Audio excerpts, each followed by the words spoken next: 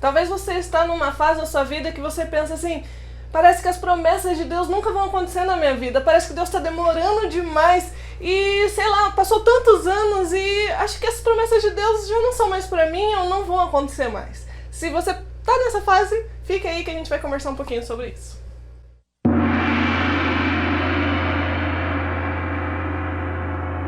Acontece que todo projeto que é grande leva tempo.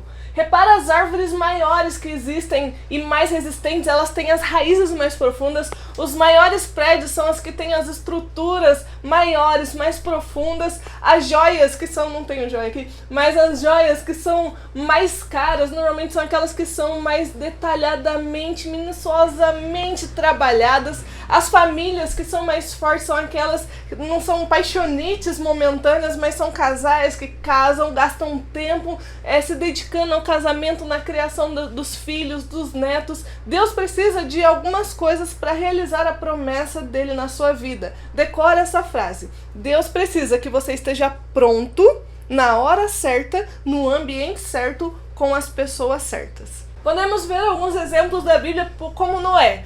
Noé, quando ele recebeu a missão de construir a arca, até terminar a construção da arca e vir a chuva, foram a média de 100 anos. Eu imagino o Noé lá, começando a passar o projeto da sua família, vivendo a sua vida, mas lá, todos os dias construindo a arca. E a Bíblia fala em Mateus 24, 37 a 39, que as pessoas estavam preocupadas em se casar, em ter filhos. O foco daquela época era esse, estavam festejando e Noé estava lá, ralando. E eu imagino as pessoas achando ele louco. Nossa, Noé, você está desperdiçando o seu tempo nessa arca. Você acha mesmo que Deus falou com você? E da mesma forma, às vezes você está tão focado nas promessas de Deus para sua vida e as pessoas pensam que você é louco. Nossa, você acha mesmo que Deus falou com você? Tem tanta coisa para você se preocupar. Vai casar, vai ter filho, vai ter uma vida normal. E as pessoas criticavam muito Noé. E quando Noé terminou a arca, né, eu imagino ele esperando a chuva e falando, Deus, e agora? Cadê essa chuva? E muitas vezes a gente fica nessa expectativa. E aí, Deus, quando vai acontecer? Nós vemos também o exemplo de Abraão, que estava envelhecendo, passando os anos. Ele nem podia mais ter filhos, mas ele tinha promessas de Deus na vida dele. E às vezes você também passando por isso, pensando, nossa, eu estou envelhecendo e as promessas de Deus não estão se cumprindo. Outro exemplo muito forte é o exemplo de José. Ele recebeu o sonho com 17 anos de idade e ele só se tornou governante do Egito, junto com o faraó, com 30 anos. E nesse período, ele foi vendido como escravo pelos seus irmãos, foi jogado no fundo do poço, ele foi acusado injustamente, sendo lançado na prisão, foi esquecido lá dentro, por mesmo tendo ajudado pessoas a saírem de lá, ele foi esquecido lá. Imagina se José ficasse questionando Deus, cadê suas promessas? Poxa, eu já tô aqui preso há tantos anos, já sofri tanto na vida, quase 30 anos e eu não tô vendo nada acontecendo. Mas você vê na história de José que quando ele era novo, quando ele tinha 17 anos, ele falava pelos cotovelos, né? Dava os seus irmãos pro seu pai. Ele falava, teve o sonho lá, não estava nem se importando o que os outros iam pensar. Falou o seu sonho pros seus irmãos, pros seus pais. Mas depois, José, quando já é governante do Egito, encontra com seus irmãos, você vê um José diferente, mais sábio. Então você, analisando a frase que eu falei no início, Deus preparou José, o caráter dele, a habilidade dele para o momento certo, que foi o período de fome, de escassez, no lugar certo, no ambiente certo, que foi o Egito, com as pessoas certas, que foi aquele encontro com o faraó, onde levantou ele, e depois com a sua família, onde ele pôde dar continuidade à linhagem no povo de Israel. Então, às vezes, você ainda está nesse processo onde Deus está trabalhando o seu caráter, trabalhando suas habilidades.